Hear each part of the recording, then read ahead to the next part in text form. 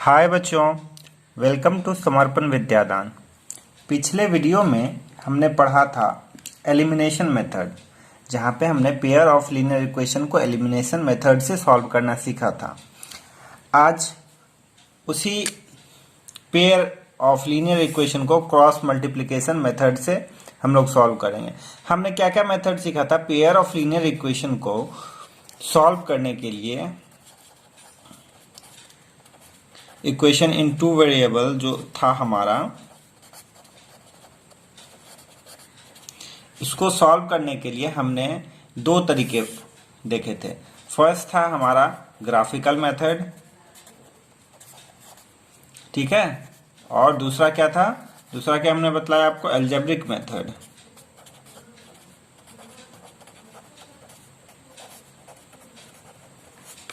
ठीक है, तो ग्राफिकल मेथड शुरू में हमने बतला दिया। अलजेब्रिक मेथड के अंदर क्या क्या था? एक था सब्स्टिट्यूशन,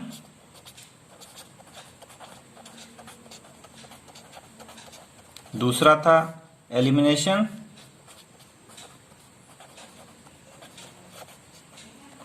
और तीसरा है क्रॉस मल्टीप्लिकेशन मेथड। तो आज हम लोग यही क्रॉस मल्टीप्लिकेशन मेथड पढ़ेंगे, ठीक है। क्रॉस मल्टीप्लिकेशन मतलब, क्रॉस मतलब तो आप लोग जानते हैं ना, इस सिंबल को हम लोग क्रॉस कहते हैं, ठीक है। तो इस तरह से जो मल्टीप्लाई करते हैं हम लोग, उसी को क्रॉस मल्टीप्लिकेशन मेथड कहते हैं।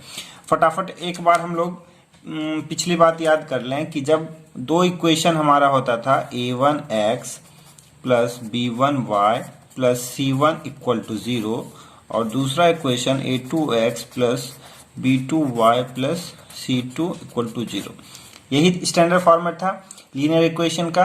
इस तरह से दो इक्वेशन होता था तो हम लोग इसमें तीन केस हमने क्या बतलाया था? अगर a1 upon a2 equal not to b1 upon b2 हो तो ये यूनिक सॉल्यूशन देगा, ठीक है, और लाइन इंटरसेक्टिंग होंगे, कंसिस्टेंट होगा, ठीक है। दूसरा में मैंने क्या बतलाया था? अगर ये इक्वल नॉट टू है ना, अगर ये दोनों इक्वल हो जाए, अगर ये दोनों इक्वल हो जाएं तो हम लोग तीसरा रेशियो देखेंगे। अगर तीसरा भी इक्वल हो गया तो हम लोग कहेंगे कि इनफाइनाइट सॉल्यूशन, ठीक है, इनफाइनाइट सॉल्यूशन, ठीक है। इसमें क्या होता था? कोइंसिडेंट लाइन, और ये कंसिस्टेंट होता था। और थर्ड कंडीशन क्या होता था कि ये दोनों तो इक्वल है, हमारा a1 अपॉन a2 इक्वल है b1 अपॉन b2 के, मगर ये c1 अपॉन c2 के इक्वल नहीं है। तो इसमें क्या होता था? पैरेलल लाइंस होते थे और नो सॉल्यूशन होता था, ठीक है। ये मैंने पिछले वीडियोज में बतला दिया है। अब हम लोग क्रॉस मल्टीप्लिकेशन मेथड को समझेंगे, क्योंकि क्रॉस मल्टीप्लिकेशन मेथड करने से पहले हमें ये जानना जरूरी होता है कि इस इक्वेशन का कोई सॉल्यूशन भी है कि नहीं, या बस हम लोग यूं ही क्रॉस मल्टीप्लिकेशन किए जा रहे हैं। क्रॉस मल्टीप्लिकेशन मेथड एक बार अच्छे से समझ जाएंगे फिर कभी नहीं दिक्कत होगा। जैसे a1x plus b1y plus c1 equal to 0, और दूसरा equation a2x plus b2y plus c2 equal to 0, ठीक है। ये दो इक्वेशन है। अब क्रॉस मल्टीप्लिकेशन मेथड कैसे करेंगे हम लोग? देखिए, सबसे पहले हम लोग क्या लिखेंगे? x अपॉन, सबसे पहले हम लोग x वाला टर्म लेंगे, x अपॉन लिखेंगे, ठीक है। जब x लेंगे तो इस वाले टर्म को छोड़ देंगे। अब इधर से चलेंगे, हमेशा राइट हैंड साइड की ओर चलना है। हमेशा कैसे चलना है? राइट हैंड साइड की ओर। ये एरो ध्यान में रखिएगा हमेशा, ठीक है। तो x अपॉन लिखा। अब कैसे क्रॉस मल्टीप्लाई करेंगे? इसको इससे और इसको इससे। कोफिशिएंट को सिर्फ मल्टीप्लाई करना है, सिर्फ गुणक को, ठीक है। तो b1c2 माइनस b2c1 या c1 b2, शुरू में b लिखा है इसीलिए b2c1 हमने लिख दिया, कोई दिक्कत नहीं। x लिखा तो b1c2 माइनस b2c1, ऐसे मल्टीप्लाई कर दिया। फिर हम लोग इक्वल टू लिखेंगे y अपॉन, जब y लिया तब y वाले टर्म को हम लोग छोड़ देंगे, ठीक है। फिर दाहिने हम लोग चलेंगे तो कौन है? c1, y वाला y लिया, दाहिने चलेंगे तो ये c1 है। इस बात को समझना बहुत जरूरी है, y वाले में सब गलती करते हैं, ठीक है। c1 आए ठीक है, तो C1 जब लेंगे तो C1 के साथ क्या लेना होगा, A2, दूसरे इक्वेशन से A2 लेना होगा माइनस C2A1। ठीक है, इस वाले को अच्छे से याद रखना है, इस वाले में सब गड़बड़ी करते हैं।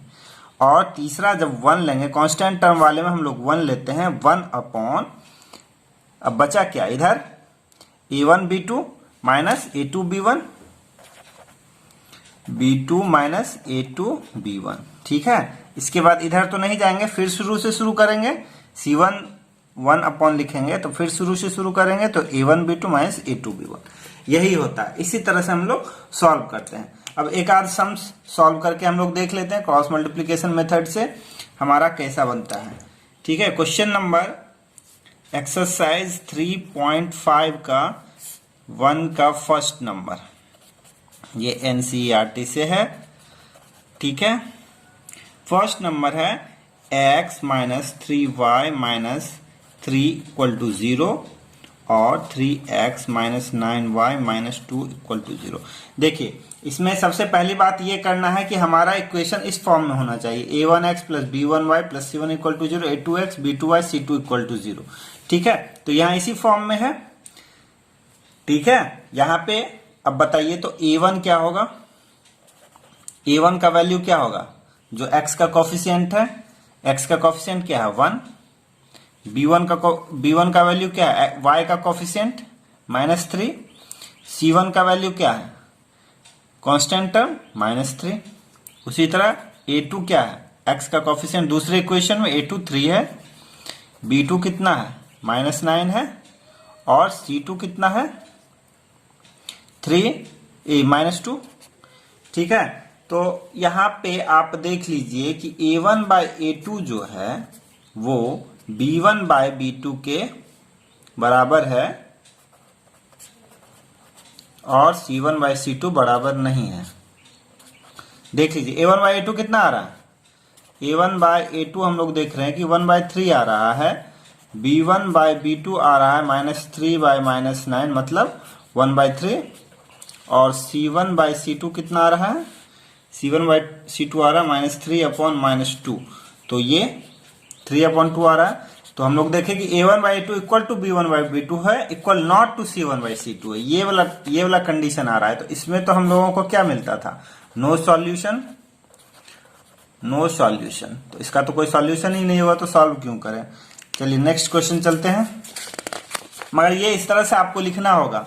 ठीक है, ये तीनों रेशियो दिखाना होगा, ये ऐसे दिखाना होगा, लिख दीजिएगा no solution, parallel lines, inconsistent, इस तरह से 2-3 बातें लिख दीजिएगा, टीचर खुश हो जाएंगे। क्वेश्चन नंबर सेकेंड देखते हैं। सेकेंड है 2x plus y equal to 5 and 3x plus 2y equal to 8।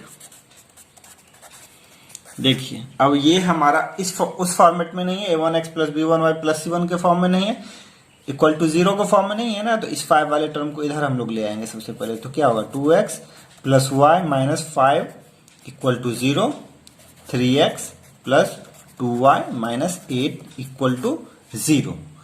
ठीक है, अब यहां से a2 क्या है 2/3, b1 b2 क्या है a1 बाई a2 2/3 है, b1 बाई b2 1/2 है। यहां से हम लोग देख रहे हैं, तो इसका यूनिक सॉल्यूशन मिलेगा, देख के हम लोग बता पा रहे हैं। ठीक है, तो यूनिक सॉल्यूशन मैंने क्या बताया था, यहां से डायरेक्ट जाइए, तो जिसको ऐसे करने में डायरेक्ट दिक्कत हो वो पहले लिख लेंगे, a1 इक्वल टू इतना, a1 equal to 2, b1 equal to 1, c1 equal to -5, a2 equal to 3, b2 equal to 2 and c2 equal to -8। हम लोग यहां से डायरेक्ट कैसे करेंगे वो बता रहा हूं मैं। x लिखेंगे, x वाला टर्म छोड़ दिया, y का कोएफिशिएंट 1 इंटू -8, 1 इंटू -8। ठीक है, माइनस था बीच में, 2 इंटू -5, 2 इंटू -5 इक्वल टू क्या लिखेंगे, y अपॉन ये वाला टर्म छोड़ दिया, तो -5 into 3 -8 into 2, -8 into 2 equal to क्या हो जाएगा, 1 अपॉन 1 ले लिया, तो अब इधर 2 इंटू 2 -3 इंटू 1, इस तरह से हो जाएगा इसका वैल्यू।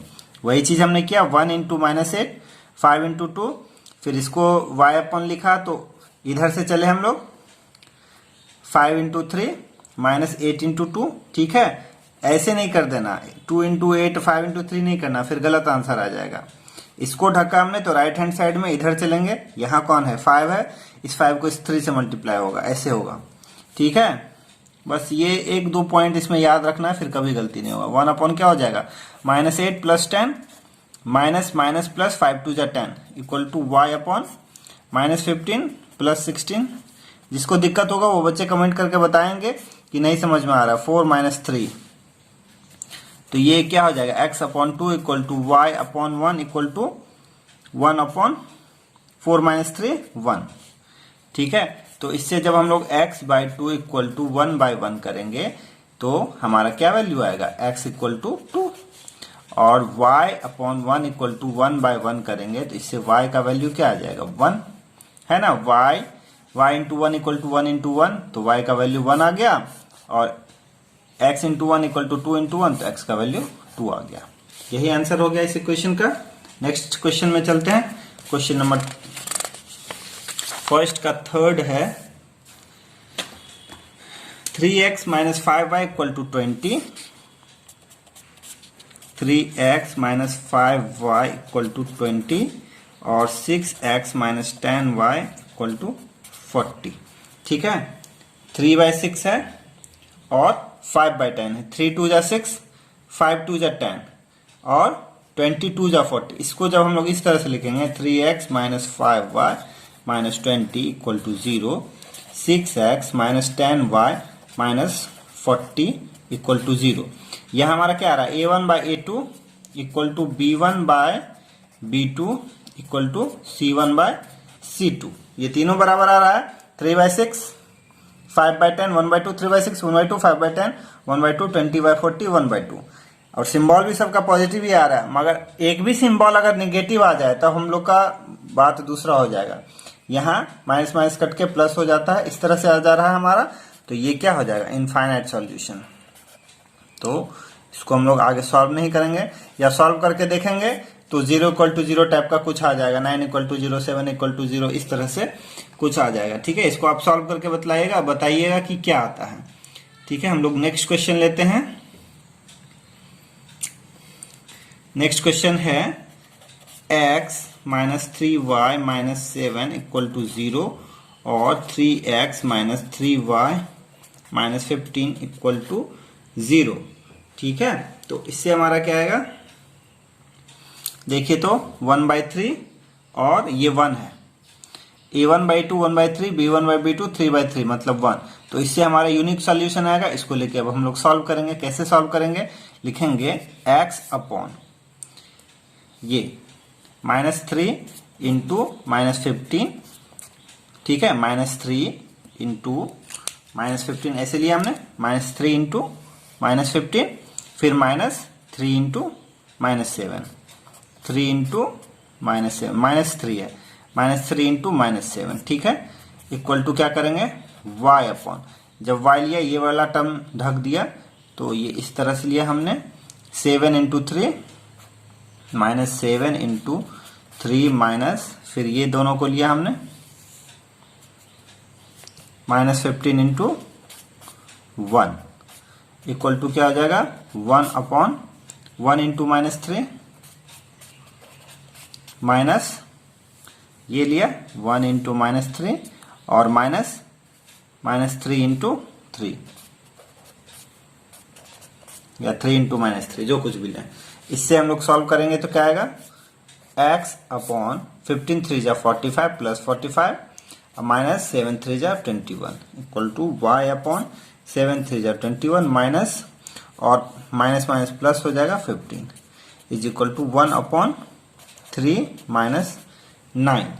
तो क्या वैल्यू आ रहा है हमारा,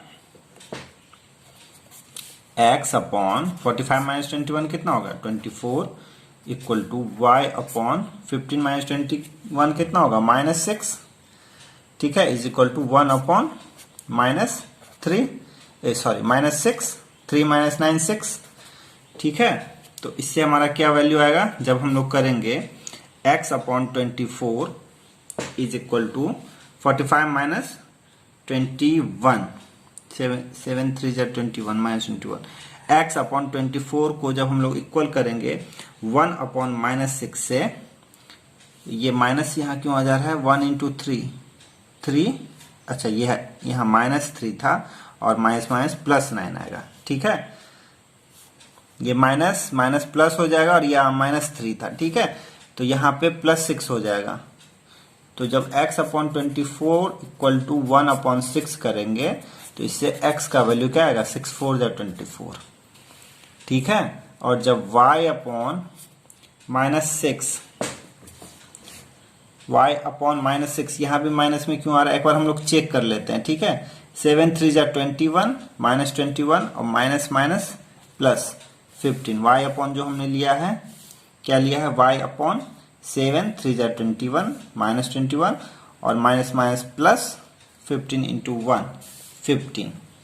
तो y upon -6 equal to 1 upon 6, तो इससे y का वैल्यू क्या आ गया, -1। तो यही अपना आंसर हो गया, x इक्वल टू 4 और y इक्वल टू -1। फटाक से क्वेश्चन नंबर 2 पे चलते हैं। क्वेश्चन नंबर 2 है, for which value of a and b does the pair of linear equation have an infinite number of solution. देखिए दो इक्वेशन दे दिया है, एक इक्वेशन है 2x plus 3y equal to 7 और दूसरा है a minus B into X plus a plus B into Y is equal to 3a plus b minus 2, इस तरह से दिया हुआ। तो इसमें पूछ रहा है a और b का ऐसा कौन सा वैल्यू हम इसमें डालें कि इस दोनों पेयर ऑफ लाइंस का इनफाइनाइट सॉल्यूशन हो, ठीक है। इनफाइनाइट सॉल्यूशन के लिए तीनों रेशियो बराबर होना चाहिए, a1/a2 equal to b1/b2 equal to c1/c2। तो सबसे पहले हम लोग इसको स्टैंडर्ड फॉर्म में लिखेंगे, 2x plus 3y minus 7 equal to 0, ठीक है। दूसरा क्या हो जाएगा, a minus B into X plus a plus B into Y minus ये पूरा टर्म जो है 3a प्लस बी माइनस 2, इसको एक साथ एज इट इज हम लोग लिख देंगे, ठीक है। अब ये दो इक्वेशन आ गया, इसको अगर हम लोग क्रॉस मल्टीप्लीकेशन मेथड से सॉल्व करेंगे तो क्या लिखेंगे, या हमारा इनफाइनाइट सॉल्यूशन का क्या कंडीशन है, इनफाइनाइट सॉल्यूशन का जो कंडीशन है वो है a1/a2 equal to b1/b2 equal to c1/c2, ये होगा तो इनफाइनाइट सॉल्यूशन होगा। अब यही चीज कर देते हैं, मतलब 2 अपॉन a1 ये हो गया 2, a minus B equal to होना चाहिए 3 upon a plus B is equal to क्या होना चाहिए, -7 upon -3a plus b minus 2। तो ये माइनस माइनस तो यही कैंसिल हो गया, ठीक है। इससे अब बारी बारी से हम लोग इक्वेट करेंगे। जब हम लोग लिखेंगे 2 upon a minus B equal to 7 upon 3a plus B minus 2, इससे हमारा क्या वैल्यू आएगा, इसको क्रॉस मल्टीप्लाई कर दीजिए, ठीक है। 3a को 2 से मल्टीप्लाई करेंगे, 6a plus 2b minus 4 equal to 7a minus 7b, इस तरह से आएगा। 7 को a से मल्टीप्लाई हुआ, 7 को b से मल्टीप्लाई हुआ, 7a माइनस 7b, 2 से 3a 6a plus 2b minus 4, इस तरह से आ गया। अब इसको a वाले टर्म b वाले टर्म सबको एक साथ कर दीजिए, ये क्या हो जाएगा, 7a 6a को इस साइड ले गए तो 7a minus 6a minus 7b minus 2b, इस 2b को भी इस साइड ले गए और 4 को भी इस साइड ले गए, ठीक है। फिर इसको रीअरेंज करके इस तरह से लिख दिए, ये क्या होगा, a minus 9b 7b minus 6a minus 7b minus 2b minus 9b plus 4 equal to 0, ये इक्वेशन फर्स्ट आ गया। सेकेंड केस में आपका क्या आएगा, जब हम लोग 2 upon a minus B equal to 3 upon a plus B करेंगे तो इससे हमारा क्या आएगा, 2a plus 2b equal to 3a minus 3b, इससे 3a minus 2a equal to a होगा, 3 minus 2a equal to a होगा, 3b प्लस 2b 5b होगा, a इक्वल टू हो गया हमारा 5b, 3b plus 2b 5b, ये equation 2 हो गया। अब a के इस वैल्यू को हम लोग यहां रख देंगे तो क्या होगा बताइए, a का जो ये वैल्यू आया हमारा, इसको हम लोग इक्वेशन पुटिंग इन इक्वेशन 1 क्या लिखेंगे, putting value of a in equation 1।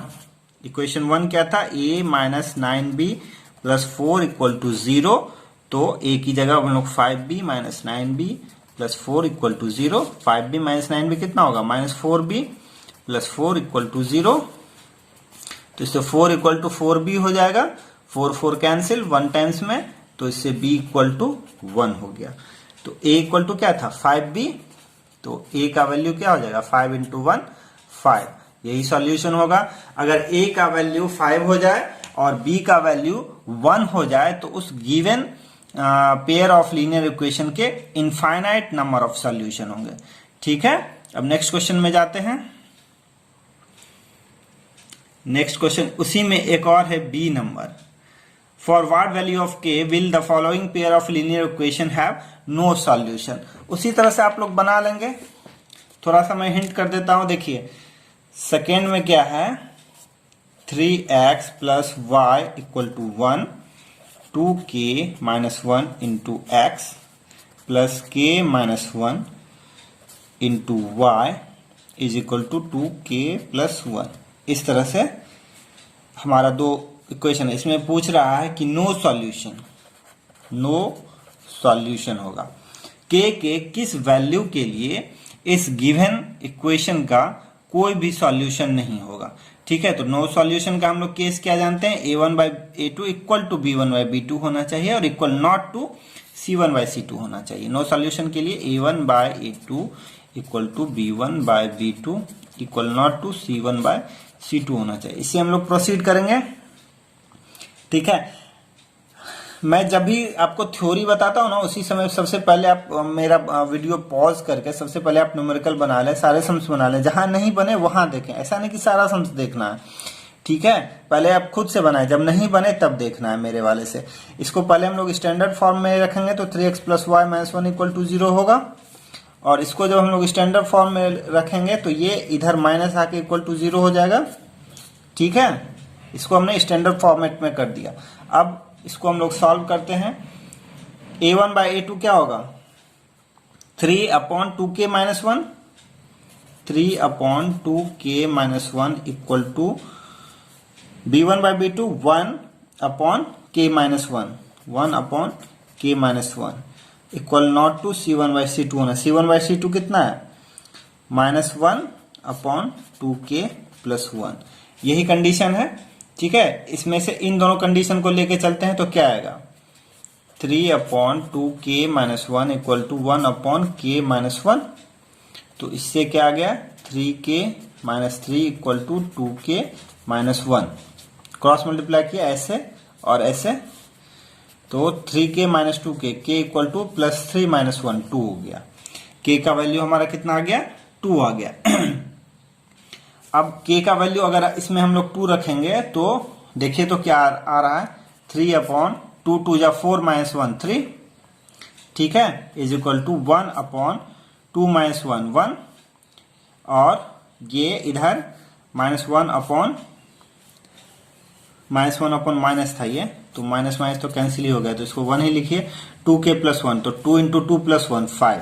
तो ये हमारा है, देखिए ये 3 by 3 1 by 1 equal to 1 by 1 equal not to 1 by 5 आ गया। नो सॉल्यूशन आ गया। तो k का वैल्यू हमारा क्या निकला, 2। इस वैल्यू के लिए इस गिवन इक्वेशन का नो सॉल्यूशन होगा। ठीक है, नेक्स्ट क्वेश्चन कर लीजिए फटाफट। देखिए वीडियो लंबा होने लगता है, इसीलिए मैं थोड़ा फास्ट करने लगता हूं। Solve the following pair of linear equation by substitution and cross multiplication. देखिए दो इक्वेशन है, 8x plus 5y equal to 9, 3x plus 2y equal to 4। इसको कह रहा है सब्सटीट्यूशन और क्रॉस मल्टीप्लिकेशन मेथड से सॉल्व कीजिए। ये आप लोग खुद से कर लेंगे। क्वेश्चन नंबर 4 में चलते हैं। क्वेश्चन नंबर 4 में है कि हमें लीनियर इक्वेशन फॉर्म करना है। Form the pair of linear equation in the following problem and find their solution if they exist by algebraic method, by any algebraic method. तो 3 एल्जेब्रिक मेथड आपने पढ़ा, substitution, elimination और cross multiplication. जो कोई भी आपको इजी लगे उससे आपको ये 4 के सारे सम सॉल्व करने हैं। इसमें इक्वेशन में फॉर्म करता हूं। देखिए फर्स्ट है, a part of monthly hostel charges is fixed and remaining depends on number of days. वही फिक्स चार्ज हो गया और वेरिएबल वाला हो गया, तो इसमें कंसीडर कर लेंगे लेट फिक्स चार्ज भी। फिक्स चार्ज कितना है एक्स है, और क्या है, per day charge, per day charge y है। आप लोग इसको अच्छे से लिखेंगे, let the fix charge of the hostel be x and per day charge be y. ठीक है, अब इसमें कह रहा है कि when a student takes food for 20 days, एक दिन में वाई रुपए लग रहे हैं, तो 20 डेज में 20 वाई लगेंगे, और फिक्स चार्ज तो लगेगा ही। ठीक है, तो इसको कितने पैसे देने पड़ रहे हैं, 1000 रुपी। और दूसरा एक स्टूडेंट है, वो 26 डे खा रहा है, तो 26 डे में 26 इंटू वाई लगेंगे, 26 वाई, फिक्स चार्ज लगेगा ही, और उसे कितने पैसे देने हैं, 1180 रुपये। ठीक है, ये बहुत आसान इक्वेशन, इसको देख के ही आप सॉल्व कर लेंगे। देखिए, इससे 6 दिन एक्स्ट्रा खाया और कितना 180 रुपया दिया, तो मतलब एक दिन का 30 रुपया, मतलब पर डे चार्ज 30 रुपया। ठीक है, मतलब y का वैल्यू आ जाएगा 30, और देखिए 20 + 6, 6 दिन का एक्स्ट्रा कितना दिया, 180 रुपया। तो एक दिन का 30 रुपया होगा, यहां 30 वैल्यू डालेंगे तो x का वैल्यू आ जाएगा, 30 डालेंगे तो 600, 400, मतलब फिक्स चार्ज 400 है और पर डे चार्ज 300। ये इजी है, इस इक्वेशन को आप लोग खुद से सॉल्व करेंगे। क्वेश्चन नंबर 2 है कि एक फ्रैक्शन है, फ्रैक्शन बिकम्स, देखिए क्वेश्चन 4 का, फ्रैक्शन बिकम्स 1/3। तो जब कभी भी फ्रैक्शन वाला क्वेश्चन पूछेगा तो मान लेंगे कि फ्रैक्शन जो है हमारा x/y है। ठीक है, लेट द फ्रैक्शन भी x/y, इसको हम लोग न्यूमरेटर कहते हैं, इसको हम लोग डिनोमिनेटर कहते हैं, ये बात तो आप जानते ही है। किसी फ्रैक्शन के कह रहा है फ्रैक्शन बिकम्स 1/3, फ्रैक्शन कितना बन जाता है, 1/3, जब हम लोग इसके when 1 is subtracted from numerator, numerator में से 1 हटा देते हैं। ये हमारा फ्रैक्शन था x/y, न्यूमरेटर में से 1 हटा दिया तो फ्रैक्शन 1/3 हो गया, और हमारा ये फ्रैक्शन है, और जब डिनोमिनेटर में 8 ऐड कर देंगे तो फ्रैक्शन 1/4 हो जाता है। ठीक है, and it becomes 1/4 when 8 is added to its denominator. अब इसको हम लोग सॉल्व करेंगे, कैसे सॉल्व करेंगे, देखिए फर्स्ट क्वेश्चन क्या है, इस इक्वेशन से x - 1/y = 1/3 है, तो इससे क्या आएगा, 3x - 3 = y, तो इससे 3x - y = 3, इक्वेशन 1 आ गया। दूसरा क्या था, x/y + 8 = 1/4, इससे क्या आएगा, 4x = y + 8, तो 4x - y = 8, इक्वेशन 2 आ गया। इक्वेशन 2 में से इक्वेशन 1 को हम लोग सब्सट्रैक्ट करेंगे, क्या कैसे करेंगे सब्सट्रैक्ट, क्या है, 4x - y = 8 है, 3x - y = 3 है। आपको जैसे सब्सट्रैक्ट करना इजी लगे वैसे कीजिएगा, मुझे ये इजी लगता है, सिंबल चेंज कर दिया, 4x - 3x, x - y + y 0 = 8 - 3 5, x का वैल्यू 5 आ गया। अब ये x का वैल्यू 5 जो है हम लोग डाल देंगे किसी एक इक्वेशन में, 4x - y = 8 था ना, x का वैल्यू 5 डाल दिया, तो 4 5 = 20 - y = 8, इससे y का वैल्यू क्या आ गया, 20 - 8, 4x - y = 8 था ना, तो 4 × 8, 5 4 = 20, 20 - 8 12 हो गया। ठीक है, तो फ्रैक्शन अपना क्या बन गया, फ्रैक्शन क्या था, x/y मतलब 5/12, यही फ्रैक्शन हो गया। क्वेश्चन नंबर 3 में चलते हैं। क्वेश्चन नंबर 3 है कि yes scored 40 marks in a test and getting 3 marks is for right answer and losing 1 marks for wrong answer. ठीक है, तो क्या है क्वेश्चन नंबर 3, 1 2 3।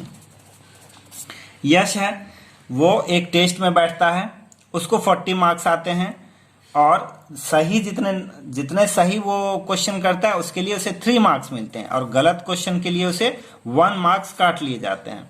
ठीक है, तो let the number of right answers मान लेंगे, सही कितने मारे उसने, x, और गलत कितने मारे, गलत उसने मारे y।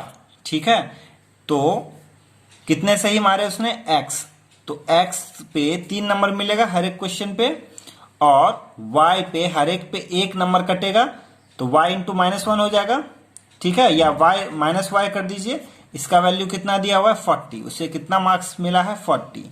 ठीक है, तो ये क्या आ गया 3x minus y equal to 40। ये इक्वेशन फर्स्ट हो गया। दूसरे केस में कह रहा है कि हैड 4 मार्क्स बीन अवार्डेड, अगर उसको सही क्वेश्चन के लिए 4 मार्क्स मिलते तो इसे 4x होता, और गलत क्वेश्चन के लिए 2 मार्क्स काटे जाते तो -2y होगा, मतलब y into -2 plus y into -2 तो -2y, तो उसे 50 नंबर आते हैं। ये इक्वेशन 2 हो गया। इन दोनों इक्वेशन को सॉल्व कर लेंगे आप लोग। ठीक है, इसको इक्वेशन 1 इंटू 2 माइनस इक्वेशन 2 करेंगे तो क्या होगा 6x minus 2y equal to 80 और 4x minus 2y equal to 50। इसको माइनस करेंगे, सिंबल चेंज हो जाएगा, ये वाला टर्म हट जाएगा, 2x इक्वल टू 30, इससे x का वैल्यू 15 आ गया, और y का वैल्यू क्या आ जाएगा, इसमें डालेंगे 15 3 जा 45, 5 आ जाएगा, y का वैल्यू 5। तो उसने कितने सही मारे, 15 सही मारे, कितने गलत मारे, 5 गलत मारे, और टोटल कितने क्वेश्चन थे, टोटल क्वेश्चन सही जितने मारे और गलत जितने मारे यही थे ना, 15 प्लस 5 20, टोटल क्वेश्चन 20 थे, जिसमें से उसने 15 सही मारे और 5 गलत मारे। ठीक है, नेक्स्ट क्वेश्चन में चलते हैं। अब हम लोग क्वेश्चन नंबर 4 में आ जाते हैं। 4 में है कि places A and B are 100 kilometre apart, 2 place है ए और बी। ठीक है, इन दोनों के बीच कितना डिस्टेंस है 100 kilometre. One car starts from A and another from B at the same time. ठीक है, दोनों at the same time car travels in same direction at different speeds, they meet in 5 hours. दोनों same time में start करते हैं और same direction में, तो 5 घंटे में दोनों कहीं मिल जाते हैं। ठीक है, if they travel towards each other, मतलब ये ऐसे चलेगा और ये ऐसे, दोनों एक दूसरे की तरफ चलते हैं, तो ये लोग कितने घंटे में मिल जाते हैं 1 घंटे में। They meet in 1 hour. What are the speeds of the 2 car, इन दोनों कार का स्पीड आपको फाइंड आउट करना है।